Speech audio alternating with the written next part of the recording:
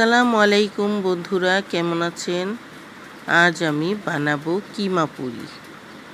ময়দা দিয়েও বানাতে পারেন আপনারা, আবার আটা দিয়েও বানাতে পারেন। আজ আমি আটা দিয়ে বানাচ্ছি। দেখুন, প্রথমে তেলের সাথে আটা মিক্স করে একটা পেস্ট বানাচ্ছি। আমি আগেই আটা গুলিয়ে রেখেছিলাম নর্মাল পানি দিয়ে। শেষে আমি ভালো করে তেল মাখিয়ে রেস্টে রেখেছিলাম 1 ঘন্টার জন্য। আর মাংস কিমা করে রেখেছিলাম। দেখুন, প্রথমে বেলে আমি এর ভেতরে ও তেল আর আটা মিলিয়ে যে পেস্ট বানিয়েছে সেটা দিয়ে দেব। আর মাংসটা একটু সিদ্ধ করে তারপরে ওইটা ছুরির সাহায্যে কিমা করে বা হাতের সাহায্যে ছাড়িয়ে কাঁচামরিচ, পেঁয়াজ আর একটু হলুদ দিয়ে ভেজে নেবেন। আমিও ভেজে নিয়েছি। তারপরে ওই ভিতরে পেস্টটা মাখিয়ে আমি ভাজ করে আবার বেলে নেব। আমি বলতে ভুলে গেছি, কিমার মধ্যে আদা রসুন দিতে কিন্তু ভুলবেন না। আর যে কিমাটা আমি বানিয়ে রেখেছিলাম সেই কিমাটা এখন দিয়ে দেব।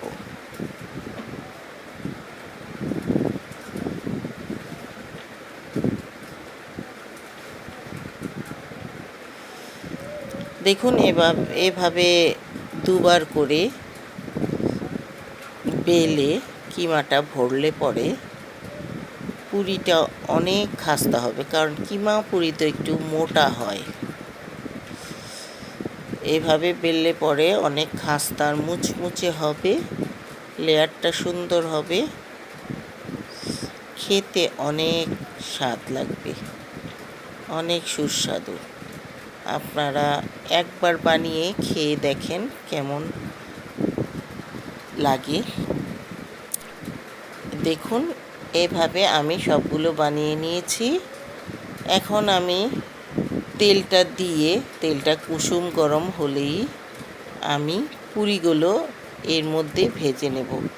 কারণ বেশি গরম হয়ে গেলে তেল, তখন পুরিগুলো দিলে বাইরে দিয়ে পুড়ে যাবে আর ভিতরে কাঁচা রয়ে যাবে আর ফুলবেও না। দেখুন, হালকা গরমের মধ্যে দিয়েছি। আর চুলার আঁচটা আপনারা বেশি দেবেন না, মাঝারির চেয়ে একটু কম রাখবেন। তাহলে দেখুন, এই যে আস্তে আস্তে ফুলে উঠছে পুরিটা, ভিতরে হয়ে আসছে, এই জন্য ফুলে যাচ্ছে। দেখুন কি সুন্দর হয়েছে।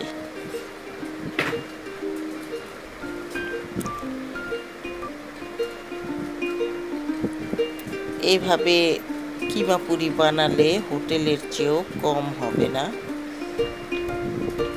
বরং হোটেলের চেয়েও আরও বেশি মজা হবে।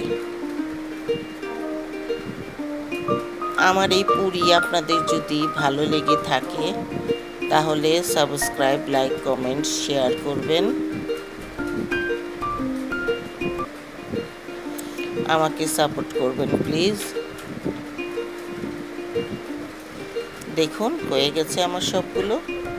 কি সুন্দর হয়েছে দেখুন, ফুলে কত মোটা হয়ে গেছে। দেখুন কি লোভনীয় লাগছে। আজ এই পর্যন্তই। আবার ফিরে আসবো অন্য কোনো ভিডিও নিয়ে। খোদা হাফেজ।